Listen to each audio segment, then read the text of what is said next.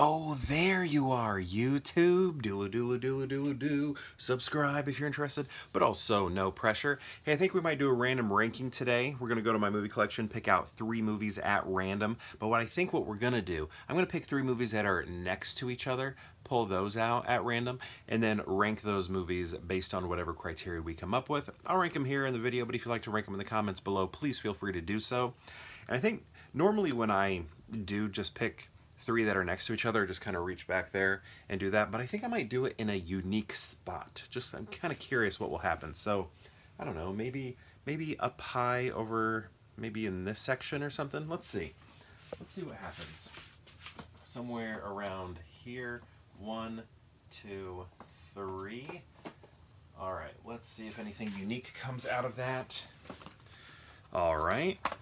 Ooh, did I see this? I think. Okay.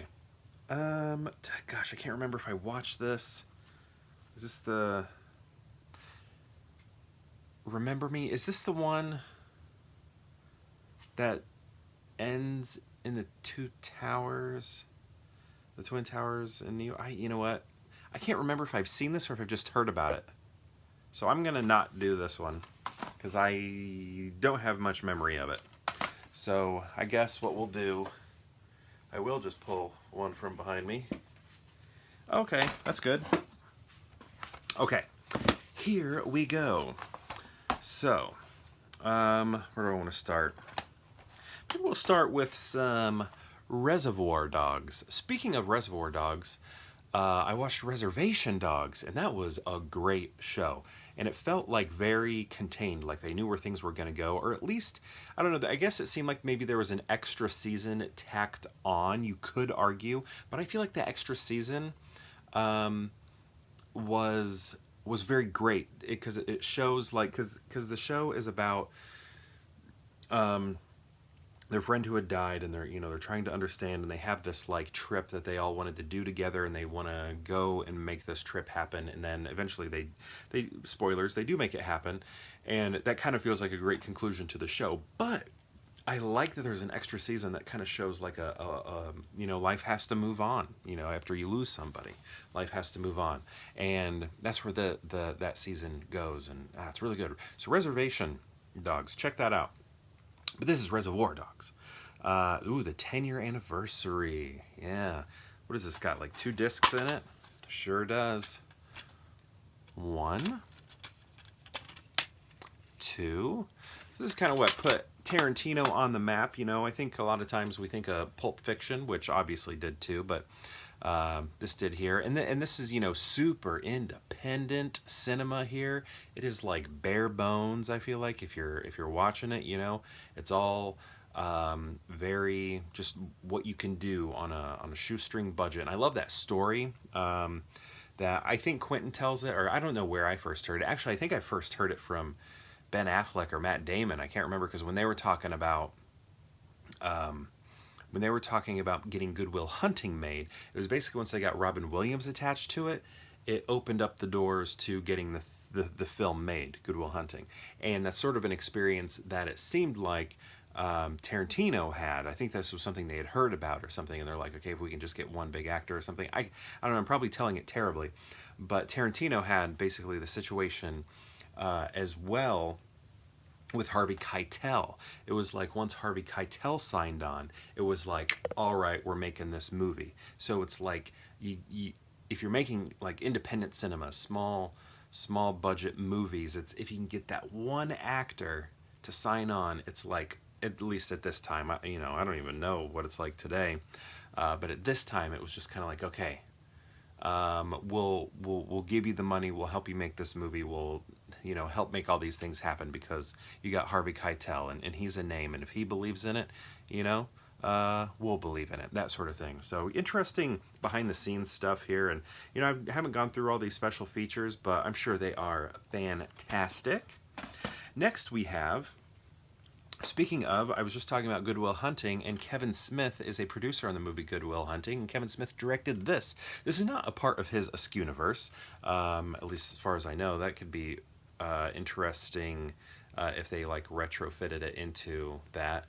Well, speaking of Quentin Tarantino, oh my goodness, look, this is a quote from Quentin Tarantino about Red State. He says, effing, I bleeping love this movie," right there. So that's cool. And, I think I reviewed this one not that long ago, but I do think some of the Michael Parks, like, long takes, actually, I can't remember if they're edited. I think they are long takes. Seem to go on really long.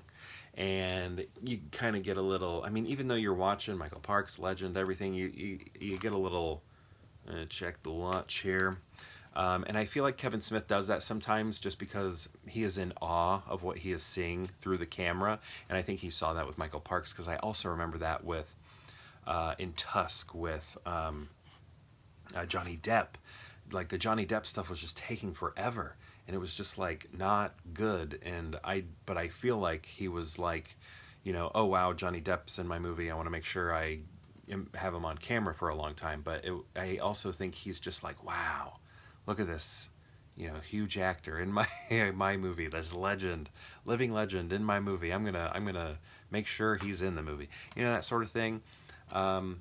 So yeah, I guess that's my only complaint with this. But otherwise, I think it's great. I really like John Goodman in it. I really like the the ending. I think is interesting. I think the ending was really good, and I think had it gone a different way, that they almost make it seem like it's going to go, that would have been really good. Maybe that would have been preferred for me, honestly, but I still really like the movie. Next, we have a movie that I've always had an issue with, and I hear they're making a sequel to it, and that is I Am Legend. They're making I Am Legend 2. I have the Omega Man, which is what this is based off of. Actually, it's not based off of that. It's based off like a book. Maybe the book is called Omega Man. I can't remember. Maybe it's called I Am Legend. I don't know. Or it's a story or something. But then they made like a movie based off of it called, maybe it was I Am Legend, with um, Vincent Price. And then there was one made with Charlton Heston, which is the one that I had seen. It's called The Omega Man. And then this is another version of it called I Am Legend, which again I think is also the title of, excuse me, of the one with Vincent Price, if I recall correctly. I could be wrong. Includes alternate theatrical version, which is interesting because that became a big thing.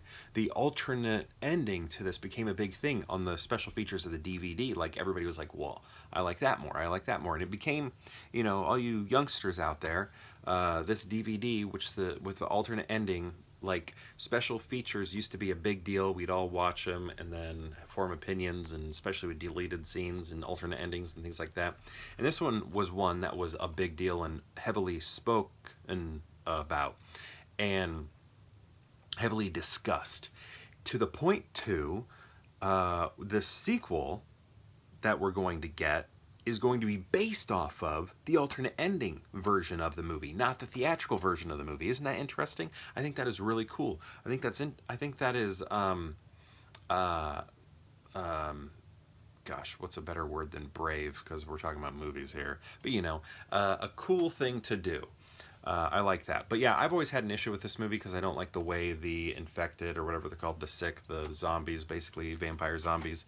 I don't like the way they look. It's just like bad CGI to me. It doesn't look good. It doesn't seem natural to me. I don't understand how a human can turn into that. And it all seems extremely artificial. I can't see that transition. It just all looks fake, and I don't like that about it. So I just wish it was more practical. I get why they did it.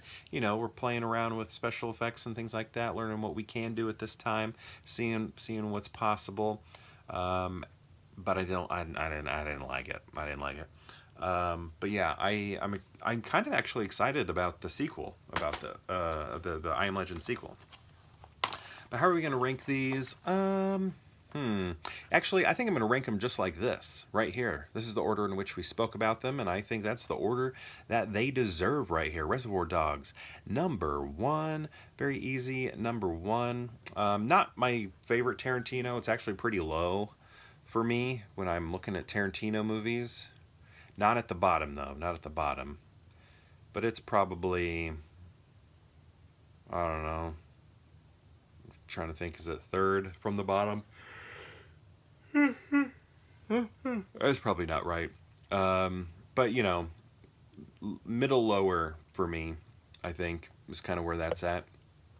And then Red State, really think it's cool that Kevin Smith made that movie. You know, we knew him as a certain type of director, and then he made Red State. I think, you know, I think he made some other ones, or maybe this was the first major shift. I can't remember, but I just remember thinking, "Wow, Kevin Smith, way to go, man! This is awesome." And then I Am Legend. Again, I just didn't have two. I wasn't I don't know.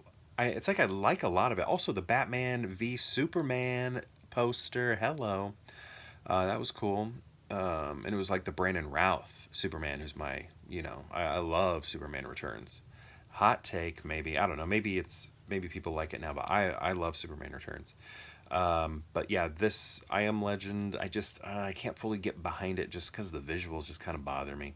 So yeah, I'm gonna go Reservoir Dogs and then Red State and then I Am Legend. But my question to you is, have you seen these films, these three right here? And if so, what do you think about them? And if you've seen all three, how would you rank them? I'd love to know. Let me know in the comments below, and perhaps we'll see you tomorrow for more Pure Hangout.